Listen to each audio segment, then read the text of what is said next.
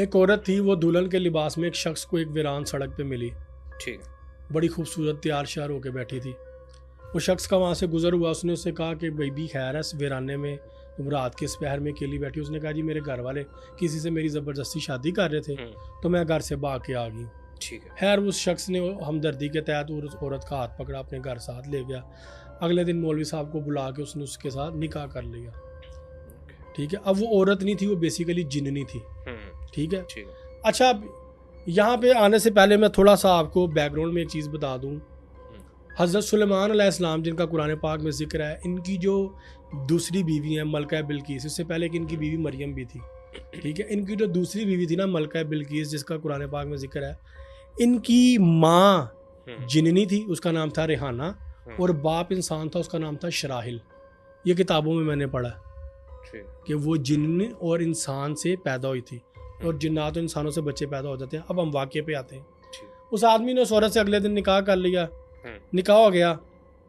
निकाह के बाद 2 बच्चे भी हो गए।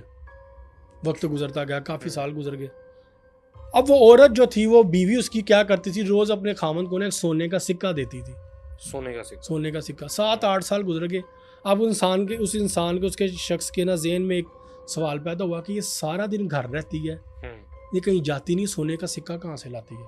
ठीक है। उसने ना अपनी बीवी की रैकी करनी शुरू की। पूरी उसने रैकी की, उसको कोई सबूत नहीं मिला। उसके बाद जो बड़ा परेशान हुआ, ये गया मौलवी के पास। अब जो मौलवी है ना, ये हमेशा जो है ना वो नुकसान ही करवा देता बंदे का। इधर भी मौलवी ने बंदे का नुकसान करवा दिया। मौलवी साहब को जब इसने सारी स्टोरी सुनाई, मौलवी ने कहा तुम्हारी बीवी इंसान नहीं है, वो एक जिन्नी है। अब जिन लफ्ज़ सुन के हर नॉर्मल इंसान जो है वो खौफजदा हो जाता है। ये भी खौफजदा हुआ। इसने कहा मौलवी साहब इसको कंफर्म करने का क्या तरीका है। मौलवी साहब ने उसको कुछ चीज़ें बताई कि घर में जाके ऐसे ऐसे करो, हर मल की धुनी दो, ये पढ़ो, ये करो, ऐसे करो, वैसे करो। इसने जब घर में आके सब कुछ करना शुरू किया तो उसकी बीवी की तबीयत ख़राब होनी शुरू हो गई। इसकी बीवी ने इसको मना किया कि ऐसे ना करो, मुझे अजियत मिल रही है। करते करते करते करते दोनों में इस कदर बहस हुई तो इसकी बीवी ने कहा तुम ये जिसके मकसद के लिए कर रहे हो, मैं तुम्हें बताती हूँ कि मैं एक इंसान नहीं हूँ, मैं एक जिन्नी हूँ। उसने खुद कन्फेस कर लिया, क्योंकि उसको अजियत दे रहा था वो धुनी अरमल की जला के, या जो कुछ पढ़ने के लिए मौलवी ने बताया था वो पढ़ पढ़ के उसको अजियत दे रहा था। वो मान गई। अब वो खौफजदा।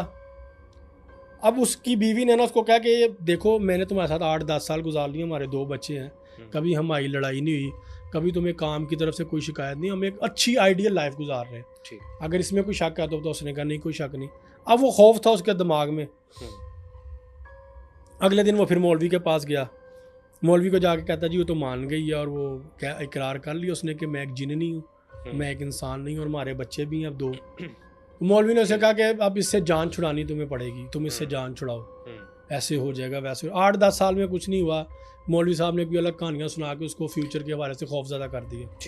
वो खौफजदा हो गया। मौलवी साहब ने कहा अब तुम जाके ऐसे ऐसे करो तो ये भाग जाएगी, तुम्हारी जान छोड़ देगी। वो साहब घर वापस आए। मौलवी साहब ने जो तरीका बताया था वो तरीका उन्होंने अपनाया, और जो कुछ करने को कहा वो सब कुछ किया। तो उसकी बीवी ने कहा तुम ये सब कुछ कर रहे हो तो मैं हमेशा के लिए चली जाऊंगी, मैं वापस यहाँ नहीं रुक सकूंगी। उसने कहा हाँ तुम चली जाओ, जान छुड़ाओ, जान छोड़ो मेरी। अब जब वो औरत गायब हुई ना सारी रेमेडीज करने के बाद, तो वो बच्चे भी गायब हो गए। बच्चे भी गायब हो। अब वो सिर्फ सर पीटने लग गया। तो क्या डॉक्टर साहब बच्चे भी जिन थे? हाँ बच्चे भी जिन थे। देखें जिन्नी से पैदा हुए हैं। ठीक है, हमारे यहाँ पे ना कॉन्सेप्ट गलत है। रोज़े मैशर पुकारा भी माँ के नाम से जाएगा, हमारे यहाँ बाप की वल्दियत चलती है, ये कॉन्सेप्ट गलत है। रोज़े मैशर माँ के नाम से पुकारा जाएगा, और ब्लड लाइन भी औरत की चल रही होती है। हमारे यहाँ पे कॉन्सेप्ट गलत बताया गया। ठीक है, तो वो बच्चे गायब हो गए। उसके बाद मौलवी साहब के पास गया, बड़ा पीटा कि किसी तरीके मेरे बच्चे वापस आ जाए। उसने कहा वो नहीं अब वापस आ सकते, जो कुछ हमने किया था वो टॉप लेवल था और एंड था, उसके बाद वो कभी भी यहाँ ठहर नहीं थी सकती। अब वो सारी ज़िंदगी के लिए पीटता रह गया। देखें ना, अच्छी खासी ज़िंदगी गुजर रही है, कमाने नहीं जाना पड़ रहा, मेहनत नहीं मजदूरी नहीं करनी पड़ रही, रोज़ सोने का सिक्का मिल रहा है, 2 बच्चे भी हैं, बीवी घर के सारे काम भी करती है, हर चीज़ उसकी जो जिसको कहते हैं ना आइडियल लाइफ, वो लाइफ वो गुजारा था। लेकिन खौफ जो मौलवी ने उसके दिमाग में डाला, और उसके बाद उसका घर उजड़ गया और ज़िंदगी बर्बाद हो गई।